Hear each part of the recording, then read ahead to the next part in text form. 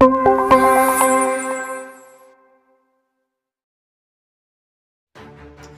इस वचन को कहां इस्तेमाल करते हैं?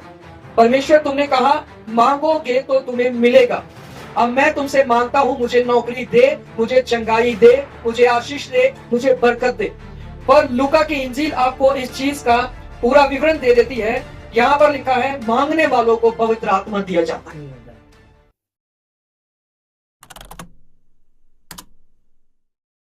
प्रेरितों के काम 3 अध्याय 1 से लेके 8 तक। यहां पर लिखा है पतरस और यूहन्ना तीसरे पहर प्रार्थना के समय मंदिर में जा रहे थे और लोग एक जन्म के लंगड़े को ला रहे थे, जिसको वे प्रतिदिन मंदिर के उस द्वार पर जो सुंदर कहलाता है बैठा देते थे कि वे मंदिर में जाने वालों से भीख मांगे। जब उसने पतरस और यूहन्ना को मंदिर में जाते देखा तो उसने भीख मांगी। पतरस ने यूहन्ना के साथ उसकी ओर ध्यान से देखकर कहा, हमारी ओर देख। अतः वह उनसे कुछ पाने की आशा रखते हुए उनकी ओर ताकने लगा। तब पतरस ने कहा, चांदी और सोना तो मेरे पास है नहीं, परंतु जो मेरे पास है वह तुझे देता हूं। यीशु मसीह नासरी के नाम से चल फिर। और उसने उसका दाहिना हाथ पकड़कर उसे उठाया और तुरंत उसके पांवों और टखनों में बल आ गया। वह उछलकर खड़ा हो गया और चलने फिरने लगा और चलता और कूदता और परमेश्वर की स्तुति करता हुआ उनके साथ मंदिर में गया। Hallelujah, hallelujah.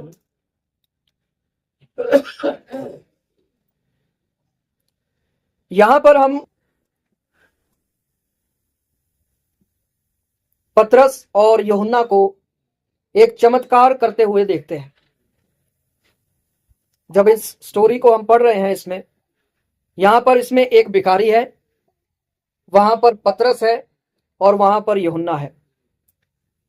Hallelujah, hallelujah. पतरस और यूहन्ना जो है वो अपने परमेश्वर से बात करने के लिए या प्रार्थना करने के लिए मंदिर में जा रहे थे। Hallelujah, hallelujah. कहां जा रहे थे जी? मंदिर में। पतरस और यूहन्ना जो है वह मंदिर में जा रहे थे और उन्हें एक भिखारी जो है वह दिखाई देता है। उसके पास गए। उसके पास जब वे गए तो भिखारी जो है वह फिर से पतरस और यूहन्ना से भीख मांगना चाहता था, क्योंकि उसकी आदत है भीख मांगना। Hallelujah, hallelujah. और इस वचन में जब आप पढ़ेंगे तो वो कुछ उनसे पाने के लिए आशा भरी निगाहों से देखता है। पतरस वहां पर भिखारी से कहता है कि हमारे पास तुम्हें देने के लिए ना तो चांदी है ना सोना है, कोई पैसा नहीं है, परंतु जो हमारे पास है वो हम तुझे दे सकते हैं, वो तुझे हम देते हैं। और उन्होंने वहां पर बड़ा चमत्कार यीशु मसीह के नाम में किया। उन्होंने उस भिखारी से कहा कि यीशु मसीह के नाम में चल। और जैसे ही उन्होंने भिखारी को पकड़ के उठाया तो उसके घुटनों में, उसके पैरों में जान आ गई और वह खड़ा हो गया और उछलता कूदता पतरस और यूहन्ना के साथ मंदिर में गया। Hallelujah, hallelujah. देखिए, कई बार क्या होता है कि मनुष्य जो है, एक इंसान जो है, वह अपनी जरूरतों को जानता है। जैसे कि इस वचन में जब हम एक भिखारी को देख रहे हैं, वो भिखारी जिसके सामने एक जरूरत थी, और जरूरत क्या थी कि उसको कुछ ना कुछ भीख में से चाहिए, उसको कुछ पैसे मिल जाए। आने जाने वाले लोग उसको देखकर कुछ ना कुछ देते रहे। पर परमेश्वर जो है वो उससे भी बढ़कर अपने मन में, अपने विचारों में आपके लिए कुछ ही रखता है। और परमेश्वर आपके लिए, मेरे लिए परमेश्वर एक बड़ी योजना रखता है। Hallelujah, hallelujah. मेरा कहने का मतलब है, मनुष्य जो है, इंसान जो है, वह अपनी जरूरतों को जानता है, पर परमेश्वर जो है वह अपनी योजना को जानता है। Hallelujah, hallelujah. हम कई बार प्रार्थना करते हैं तो परमेश्वर के आगे हम अपनी जरूरतों को लेकर जाते हैं, प्रभु मेरी आज की जरूरत है कि मुझे बहुत सारा धन मिल जाए, मुझे पैसा मिल जाए, या प्रभु फला व्यक्ति गरीब है, फला व्यक्ति बीमार है, उसको चंगाई मिल जाए, या मैं बीमार हूं मुझे चंगाई मिल जाए। हम वही चीजें परमेश्वर से मांगते हैं जो हमें जरूरत होती है। हालेलुया। भिखारी भीख मांग रहा है यहां पर, क्योंकि उसको लगता था कि उसकी सबसे बड़ी जरूरत जो है वो सिर्फ पैसा ही है। जैसे कि हम कई बार लोगों के सामने या परमेश्वर के सामने जब जाते हैं तो हम वही चीजें मांगते हैं जिसके विषय में हम ज्यादा सोचते हैं, जिसके विषय में हम ज्यादा जानते हैं कि ये इस समय की मेरी सबसे बड़ी जरूरत है। उस समय की भिखारी के नजर में उसकी सबसे बड़ी जरूरत जो थी वो रुपया पैसा था। इसीलिए वह आशा भरी नजरों से पतरस की ओर, यूहन्ना की ओर देखता है, और पतरस और यूहन्ना उससे कहते हैं, चांदी और सोना हमारे पास नहीं है, हमारे पास जो है वो हम तुझे देते हैं। और उन्होंने वहां पर चमत्कार किया और लंगड़ा चलने लगा, खड़ा हो गया। हालेलुया। परमेश्वर आपकी जरूरतों से भी ज्यादा आपको एक चीज देना चाहता है, और परमेश्वर की योजना में वो चीज क्या है मैं आपको इस वचन के माध्यम से बताना चाहता हूं। परमेश्वर हमें चंगाई देना चाहता है, परमेश्वर हमें एक नया जीवन देना चाहता है। हालेलुया। जिसको हम बहुत बार पीछे रखते हुए मांगते हैं, क्योंकि हमारी प्रार्थनाएं हम वैसे ही करते हैं जैसा हमने सीखा है, जैसा हम सुनते आए हैं, या जैसा हमने कई बार किसी को कॉपी कर लिया है। बहुत बार ऐसे भी लोग होते हैं जो कॉपी की गई प्रार्थनाएं करते हैं, पर उनको उन प्रार्थनाओं का मतलब भी नहीं पता होता। हालेलुया। समझ पा रहे कि नहीं? तो परमेश्वर की नजर में सबसे बड़ी जरूरत या सबसे बड़ी योजना आपके लिए एक चंगाई है, नया जीवन है, क्योंकि वो वह देना चाहता है आपके जीवन में जो आपने कभी सोचा भी नहीं है, और वह आपके जीवन को पूरी तरीके से बदल कर रख देना चाहता है, यानी कि आपके जीवन को एक नई दिशा देना चाहता है। यहां पर जो एक लंगड़ा भिखारी था, जब तक वो लंगड़ा भिखारी था तब तक वो पैसे मांग रहा था, पैसे इकट्ठे कर रहा था, उसके पास लोग पैसे दे भी रहे थे, और उसको लगा कि उसकी सबसे बड़ी जरूरतें यही है। वहां से वो मांगता गया, मांगता गया, मांगता गया। एक दिन पतरस यूहन्ना आते हैं, तब जाके उसको पता चलता है कि वो ठीक हो गया है और उसके जीवन को एक नई दिशा मिलती है। हालेलुया। पहले वो मंदिर के बाहर था, बाहर बैठता था, पर उसके बाद वो मंदिर के अंदर गया, परमेश्वर की उपस्थिति में गया।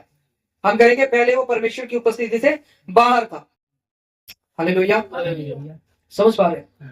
एक व्यक्ति जब तक अपनी जरूरतों के लिए प्रार्थना कर रहा है, जब तक अपने दिमाग से, बुद्धि से प्रार्थना कर रहा है, प्रभु मुझे ये चाहिए, मुझे ये चाहिए, तब तक मैं समझता हूं वो व्यक्ति अभी तक परमेश्वर की उपस्थिति तक नहीं पहुंचा है। हालेलुया। जिस दिन वह परमेश्वर की उपस्थिति तक पहुंच जाएगा तो वह इस लंगड़े भिखारी की तरह हो जाएगा। लंगड़ा भिखारी जब ठीक हो गया, यहां पे लिखा है कि जब वो चंगा हो गया तो वह उनके साथ उछलता हुआ, कूदता हुआ, खुशी के साथ परमेश्वर की उपस्थिति में गया। हालेलुया। हम कैसे परमेश्वर की उपस्थिति में जाते हैं? हमारे सामने एक सवाल है। लंगड़ा भिखारी मंदिर के बाहर बैठता था, लोग वहां प्रार्थना करने जाते थे। क्या हम ऐसे लंगड़े भिखारी की तरह तो नहीं है कि हम जानते तो हैं परमेश्वर की उपस्थिति कहां है, हमें जाना कहां चाहिए, पर अभी तक हम उस भिखारी की तरह बाहर ही बैठे हैं, उसकी उपस्थिति से थोड़ा दूर है। हम जानते हैं परमेश्वर कौन है, वो क्या कुछ कर सकता है, क्या कुछ दे सकता है। तो परमेश्वर ने लंगड़े भिखारी को उसके जीवन में एक नई दिशा दे दी। और जब आप बाइबल के नए नियम को पढ़ते हैं इंजील में, वहां पर यीशु मसीह एक सहायक की बात करता है, वहां पर यीशु मसीह पवित्र आत्मा की बात करता है। हम जब प्रार्थनाओं में बैठते हैं तो हमारा मांगने का जो एक तरीका है वो क्या है? हम उस प्रार्थना में सबसे पहले क्या मांग रहे हैं? इस भिखारी की तरह हम सिर्फ वही चीजें मांग रहे हैं जो हमारी जरूरतें हमें दिखाई दे रही हैं, या हम उसको मांग रहे हैं जो उन जरूरतों को पूरा कर सकता है? हालेलुया। तो बहुत बार जो लोग होते हैं सिर्फ वही मांगते हैं जो उन्होंने देखा होता है। आपके सामने जो चीजें हैं आप वही मांगेंगे, आपको जिसकी कमी लगेगी आप वही चीज मांगेंगे। हालेलुया। पर असल में परमेश्वर आपके जीवन में एक चमत्कार देना चाहता है। हालेलुया। हम तो वही मांगेंगे जो हमने देखा है। हमने देखा है लोगों के पास बड़े घर है, हम प्रार्थना में मांग सकते हैं। नौकरी है, हम वो मांग सकते हैं। कोई बीमार है तो वो दवा मांगेगा डॉक्टर से, या कुछ और मांगेगा, या चंगाई मांगेगा। पर क्या यीशु मसीह के कहे वचन के अनुसार सबसे पहली प्राथमिकता हम पवित्र आत्मा को या उस सहायक को देते हैं जिसके बारे में यीशु ने बात की? हालेलुया। हम सामर्थ भी मांगते हैं, और क्या हम उसको मांगते हैं जो सामर्थ देता है? हमारी प्राथमिकता क्या है? इस लंगड़े भिखारी ने सबसे पहले यही उनके सामने रखा कि उसको क्या चाहिए। पर लंगड़े भिखारी को वो चीज मिली ही नहीं जो वो चाहता था। अगर उसको वो चीज मिल जाती, उसको सोना मिलता, या उसको चांदी मिलती, या उसको रुपए पैसा कुछ भी मिल जाता, तो वह ठीक नहीं होता, वो वहीं पर बैठा रहता और प्रतिदिन आता, भीख मांगकर फिर चला जाता। हालेलुया। तो भीख दे देने से या उसको भीख मिल जाने से उसके जीवन को दिशा नहीं मिलती, वो सिर्फ भिखारी ही रह जाता, वो सिर्फ प्रतिदिन उस चीजों को मांगने वाला ही रह जाता। हालेलुया। अगर कोई व्यक्ति कमजोर है तो वो सहारे की तलाश में रहेगा कि उसको कोई ना कोई सहारा दे दे। बीमारी में है तो दवा की तलाश में रहेगा। पर हर जगह पर जो परमेश्वर है वो आपको चमत्कार बनाना चाहता है, एक चलता फिरता चमत्कार। हालेलुया। बोलिए चलता फिरता चमत्कार। कि आपके जीवन में चमत्कार आए और आप दूसरों के लिए भी चमत्कार बन जाए। यीशु मसीह ने हमें इसलिए नहीं चुना है कि हम प्रतिदिन अपनी जरूरतों के लिए प्रार्थना करते रहे। हमें यह भी करना चाहिए, पर उससे भी पहले हमें उन चीजों को मांगना चाहिए जो स्वर्गीय है। इसलिए पौलुस लिखता है अपनी पत्री में, हमारा ध्यान स्वर्गीय वस्तुओं पर होना चाहिए। हालेलुया। हम ये जानते हैं परमेश्वर ने कहा वह अंत के दिनों में अपने आत्मा को सब पर उंडेल देगा। हम इस वचन को तो बखूबी जानते हैं, पर फिर भी हम इस वचन से भी ज्यादा उन चीजों को मांगते हैं जिन चीजों को हम जानते हैं या हमने जिन चीजों को देखा है। या प्रतिदिन हम सिर्फ उन्हीं चीजों की खोज में रहते हैं जैसे अन्य जाति रहती हैं। जब आप मत्ती 6 अध्याय पढ़ेंगे तो वहां पर लिखा है अन्य जाति लोग जो है वो ऐसी चीजों की खोज में रहते हैं कि हम क्या खाएंगे, क्या पिएंगे, क्या पहनेंगे, कहां रहेंगे, क्या होगा क्या नहीं। इन सब चीजों की खोज में दूसरे लोग रहते हैं जो परमेश्वर को नहीं जानते। हालेलुया।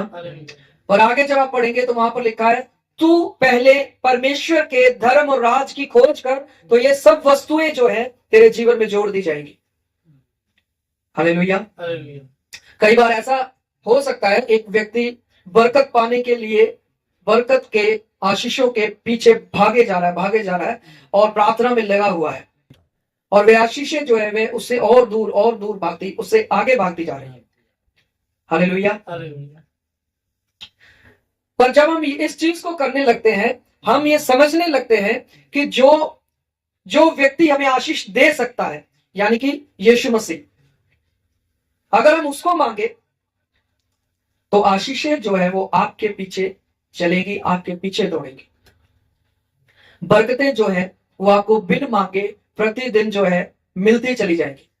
हालेलुया। क्योंकि लिखा है वह हमारे मांगने से पहले जानता है हमारी जरूरतें क्या है। हालेलुया। तो पहले परमेश्वर जो है वह आपकी सोच को नहीं बदलता है, वह आपके हालात को बदलता है। लंगड़ा जब चलता नहीं था तो उसकी सोच कुछ अलग थी, परमेश्वर ने जब अपने लोग भेजे तो पहले उसकी सोच को नहीं बदला गया, या वहां पर प्रचार नहीं किया गया, या बहुत सारी बातें इस वचन में नहीं लिखी हैं, पर परमेश्वर ने उसके जीवन की दिशा को बदल दिया, उसके हालात को बदल दिया, और उसके बाद उसका मन और सोच विचार बदल गए। फिर वह उनके साथ जाता है और परमेश्वर की आराधना। हालेलुया।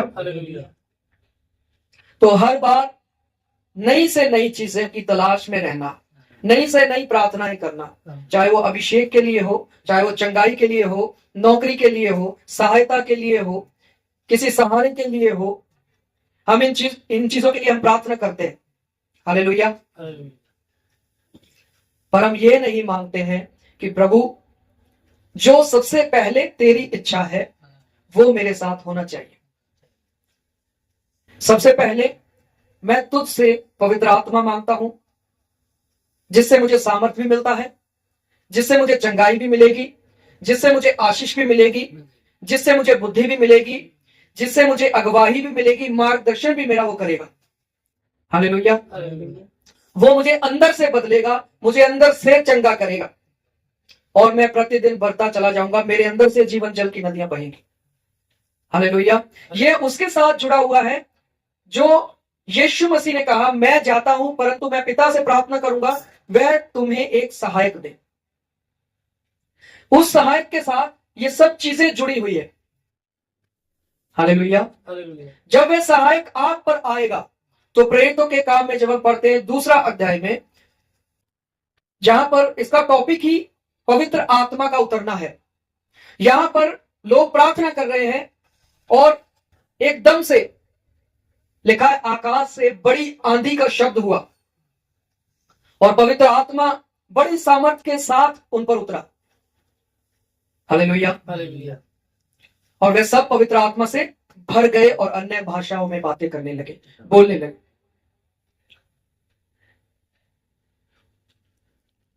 तो पवित्र आत्मा जो है वह एक व्यक्ति के जीवन को बदल सकता है, उसके रास्तों को बदल सकता है, उसकी सोच को, उठने बैठने को, हर एक डिसीजन को। जब तक एक व्यक्ति परमेश्वर की उपस्थिति से बाहर बैठा है, उसके डिसीजंस जो है वे गलत ही रहेंगे। जैसे इस भिखारी को सिर्फ पैसा ही चाहिए था, उसको चंगाई से कुछ भी लेना देना नहीं था। हालेलुया। तो पहले ये भिखारी जो था वह बाहर था, बाद में वह परमेश्वर की उपस्थिति में गया। भीख से सिर्फ उसका पेट भरता, उसको जो मिलता शायद वो खरीद कर उससे कुछ भी खा सकता था, पर चंगाई ने उसके जीवन को पूरी तरीके से बदल के रख दिया। इसी तरह आपकी जरूरतें जिनके लिए आप प्रार्थना करते हैं, अगर वो चीजें आपको मिल भी जाए तो आपकी जरूरतें पूरी हो जाएंगी, पर वहां पर आपका जीवन नहीं बदलेगा। हालेलुया। समझ पा रहे? इसीलिए प्रभु ने कहा कि मैं तुम्हें नया मन दूंगा, क्योंकि वह जानता है कि जब तक एक व्यक्ति के अंदर नया मन उत्पन्न नहीं होगा तब तक उसका जीवन बदलेगा नहीं। मैं तुम्हें पवित्र आत्मा से भरूंगा, वह जानता है जब तक एक व्यक्ति पवित्र आत्मा से नहीं भरेगा तब तक उसका जीवन बदलेगा नहीं। हालेलुया। उसके डिसीजन शारीरिक ही रहेंगे, वैसे ही रहेंगे जैसे पुराने डिसीजंस हुआ करते थे। तो परमेश्वर की उपस्थिति में या चर्च में आप सिर्फ आशीष पाने के लिए, मदद पाने के लिए, सहारे के लिए या ऐसी दुआएं करने के लिए ना आए, क्योंकि ये प्रतिदिन आप कर सकते हैं अपनी लाइफ के अंदर। और जब भी आप इकट्ठा हो तो आप उन चीजों की ओर ध्यान रखें, उन प्रतिज्ञाओं को देखें, वायदे को देखें जो परमेश्वर ने आपके लिए रखे हैं, आपके लिए किए हैं। परमेश्वर चाहता है आप चंगे हो जाए, परमेश्वर चाहता है आप फिर से खड़े हो जाए, आप बलवंत हो जाए।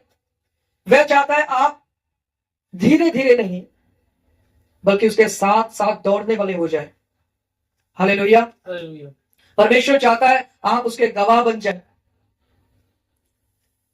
जब आप बाइबल के इस वचन को पढ़ेंगे, प्रेरितों के काम की जब आप शुरुआत करते हैं, तो यहां पर 8 वचन में लिखा है, परंतु जब तुम पर पवित्र आत्मा आएगा तो तुम, मैं लास्ट तक जा रहा हूं, तुम जो है पृथ्वी की छोर तक मेरे गवाह ठहरोगे। हालेलुया। तो यीशु मसीह ने हमें ऐसे ही चुनकर रख नहीं दिया, वह सचमुच हमें अपना गवाह बनाना चाहता है। और जब तक हम अपनी प्राथमिकताओं को पहचानेंगे नहीं, तब तक हम एक अच्छे गवाह के रूप में खड़े नहीं होंगे। हालेलुया। सपोज करें एक व्यक्ति है और उसके पास, मैं एक दर्शन की बात आपको बता रहा हूं। एक व्यक्ति है, उसके पास 2 बच्चे हैं और वो जो 2 बच्चे हैं बहुत कमजोर है। आपने कभी ऐसे इलाके देखे होंगे जहां पर खाना अच्छे से नहीं मिल पाता है और वे बच्चे बहुत ज्यादा कमजोर होते हैं, उनकी हड्डियां भी आप गिन सकते हैं। हालेलुया। ये 2 बच्चे सिर्फ 2 बच्चे नहीं है, ये 2 बच्चे 2 गवाहियां हैं। हालेलुया। समझ पा रहे हैं? एक व्यक्ति है, उसके पास 2 बच्चे हैं और दोनों बच्चे बहुत ज्यादा कमजोर है। ये 2 बच्चे नहीं है, एक्चुअल में वो 2 गवाहियां हैं। और जब तक उन गवाहियों को वो अच्छा पोषण नहीं देगा, अच्छे से खिलाएगा पिलाएगा नहीं, उसको तगड़ा नहीं कर लेगा, तब तक वे गवाहियां जो है प्रकट नहीं होगी। हालेलुया। हो सकता है उस व्यक्ति के जीवन में विश्वास की कमी हो, इसलिए वे गवाहियां कमजोर हो सकता है उसके जीवन में अभिषेक की कमी हो सकता है उसने अभी तक परमेश्वर से मांगा ही नहीं कि मुझे पवित्र आत्मा से भर दे। हो सकता है उसने वैसी इच्छाएं नहीं मांगी है जो परमेश्वर की है, इसलिए उसकी गवाहियां क्या है जी? कमजोर है। इसलिए वे सामने नहीं आ रही है, प्रकट नहीं हो रही है। हालेलुया। आइए एक वचन पढ़ेंगे, लास्ट वचन है, हम निकालेंगे लूका की इंजील से 11 अध्याय, उसका 13 वचन पढ़ेंगे।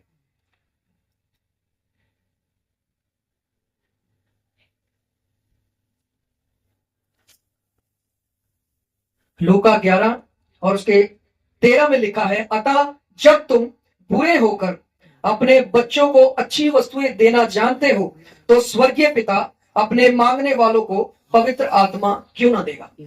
अगर हम बुरे होकर के अपने बच्चों को अच्छी चीजें देना जानते हैं, एक शराबी व्यक्ति कितना भी शराबी हो, वह अपने बच्चों को खाना जरूर देता है। हालेलुया। एक बुरा इंसान कितना भी बुरा क्यों ना हो, वह अपने बच्चे के मांगने पर, अगर कोई उसने मांगा कि मुझे अंडे खाने हैं, तो उसकी जगह पर उसको बिच्छू नहीं खिलाएगा। हालेलुया। उसने बोला मुझे मछली खाना है, उसकी जगह पर उसको सांप नहीं खिलाएगा। तो वचन कह रहा है, अगर हम बुरे होकर के अपने बच्चों को अच्छी वस्तुएं देना जानते हैं, तो स्वर्गीय पिता अपने मांगने वालों को पवित्र आत्मा क्यों ना देगा। यहां पर हमें मिलता क्यों नहीं है? क्योंकि वचन कहता है हम ठीक तरीके से मांगते नहीं है। हमारी मंशाएं कुछ और है, हमारी प्राथमिकताएं कुछ और है, इसलिए हम भर नहीं पाते। हालेलुया। आप पतरस को देखिए, पतरस पहले एक डरपोक व्यक्ति था, उसके अंदर साहस नहीं था कि वे लोगों के सामने खड़े होकर के यीशु मसीह की बातें रख सके, यीशु मसीह के बारे में बोल सके, उसके अंदर हिम्मत नहीं थी। पर जब पेंतीकोस्त के दिन उनके ऊपर पवित्र आत्मा पूरी सामर्थ के साथ उतरा, तो उनके अंदर साहस आ गया, हिम्मत आ गई। और जैसे ही उन्होंने प्रचार करना शुरू किया, तो लोगों ने जान लिया कि ये लोग तो अनपढ़ है, पर ये ऐसी बातों को क्यों जान रहे, इनको क्यों पता है। फिर उनको समझ में आया कि ये वही लोग हैं जो यीशु के साथ रहते थे। हालेलुया। समझ पा रहे? जब आप यीशु के साथ रहेंगे और यीशु के साथ रहते हुए उसी के नाम में उसी से वही चीज मांगेंगे जो उसने वायदा किया है। उसने वायदा किया, जब तुम मांगोगे तो तुम्हें मिलेगा, ढूंढोगे तो तुम पाओगे, खटखटाओगे तो तुम्हारे लिए खोल दिया जाए। हम इस वचन को कहां इस्तेमाल करते हैं? परमेश्वर तुमने कहा मांगोगे तो तुम्हें मिलेगा। अब मैं तुमसे मांगता हूं, मुझे नौकरी दे, मुझे चंगाई दे, मुझे आशीष दे, मुझे बरकत दे। पर लूका की इंजील आपको इस चीज का पूरा विवरण दे देती है। यहां पर लिखा है मांगने वालों को पवित्र आत्मा दिया जाता है। हालेलुया। मांगने वालों को क्या दिया जाता है जी? पवित्र आत्मा दिया जाता है, जिससे लोग सामर्थी हो जाते हैं, साहसी हो जाते हैं, और फिर से खड़े होकर के, जिसके विषय में लिखा है, वे उकाबों की नाई उड़ते हैं और वे थकते नहीं। हालेलुया। पतरस बदल गया, वह डरपोक नहीं रहा, वह हिम्मत वाला व्यक्ति बन गया। लोगों के सामने इस बात को रखने वाला हो गया कि सिर्फ यीशु मसीह ही, सिर्फ और सिर्फ यीशु मसीह उद्धार करता परमेश्वर है और हम उसके गवाह। हालेलुया। जब पवित्र आत्मा आप पर आएगा, सबसे पहले परमेश्वर आपके जीवन में चमत्कार करेगा और आपको एक अच्छा गवाह बना करके खड़ा करेगा। हालेलुया। अगर आप गवाह बनना चाहते हैं तो आप अपनी प्रार्थनाओं को बदलेंगे, आपकी प्रार्थनाओं का पैटर्न जो है वह बदल जाएगा। तो आज हमें ये सोचने की जरूरत है, हमारी प्राथमिकता क्या है, हम सबसे पहला स्थान किसको दे रहे हैं? सिर्फ चंगाई को, या चंगाई देने वाले को मांग रहे हैं? सिर्फ आशीष को, या आशीष देने वाले को मांग रहे हैं? सिर्फ धन को, या धन को देने वाले को मांग रहे हैं? सामर्थ को, या शांति को, या आनंद को, या इन सब चीजों को जो एक व्यक्ति हमें दे सकता है उसको हम मांग रहे हैं? हालेलुया। मैं आपसे यहां पर यही कहना चाहता हूं कि जब भी आप प्रार्थना में बैठे, जब आप पर्सनली प्रार्थना करें, तो सबसे ज्यादा आपका जोर होना चाहिए, परमेश्वर मुझे पवित्र आत्मा से भर दे। क्योंकि पवित्र आत्मा आपको बुद्धि और समझ दे सकता है, आपको वचन का ज्ञान दे सकता है, आपको चंगाई दे सकता है, आपको अपनी पवित्र आग से भर सकता है, आपके जीवन के डिसीजंस बदल सकते हैं, आपके मार्ग बदल सकते हैं, आपके जीवन की दिशा बदल सकती है। हालेलुया। आपने एक बहुत बड़ी लिस्ट जो है वह बना रखी होगी प्रार्थना में कि मुझे ये सब कुछ चाहिए, और उसके लिए हो सकता है आप आधा घंटा 1 घंटा प्रार्थना करते हो। पर मैं आपको कहूंगा उस लिस्ट में से इन सब चीजों को पीछे करके सबसे ऊपर ये रखे, प्रभु मुझे पवित्र आत्मा से भर, मुझे अंदर से चंगा कर। हालेलुया। जब आप इस चीज को सबसे ऊपर रखेंगे तो आप देखेंगे कि आपका जीवन जो है वह नई दिशा प्राप्त करना शुरू कर देगा। अगर आपको चंगाई चाहिए तो आपको उसी में मिल जाएगी, आशीष चाहिए तो उसी में मिल जाएगी। हालेलुया। पवित्र आत्मा आपको फिर अगुवाई करेगा कि आपको वचन पढ़ना है, आपको कहां से पढ़ना है। पवित्र आत्मा आपसे सपनों द्वारा बातें भी करेगा। हालेलुया। तो मैं आशा करता हूं कि आपने इस छोटे से संदेश से कुछ सीखा है, समझा है।